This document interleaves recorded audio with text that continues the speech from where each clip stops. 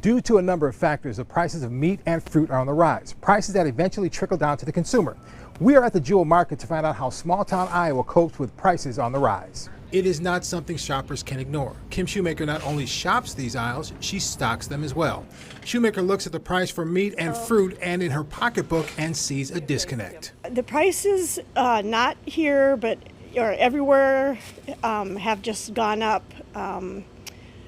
I'm not sure if everybody's wages have. Customers of the Jewel Market are loyal. This community came together to raise and gather funding to reopen the market in July of 2020.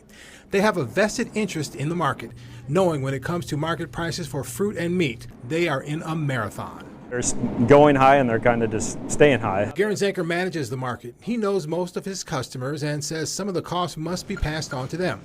But Zanker says he takes the extra step, helping customers find alternatives to the expensive cuts of meat, and will offer fish, which he says has not gone up, as another option to keep budgets from busting.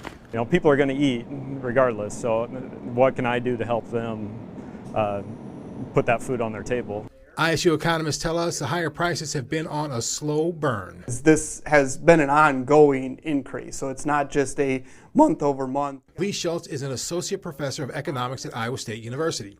He says compared to August of 2020, beef prices have steadily increased as much as 18% and pork prices by 10% compared to this past August. He says demand is only one factor. It costs a lot more today to produce livestock and meat than it did just a couple of years ago.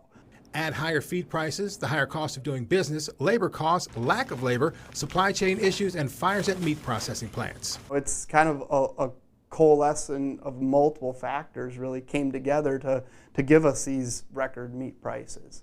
Iowa State University economists say relief from the high prices will likely not come until 2022.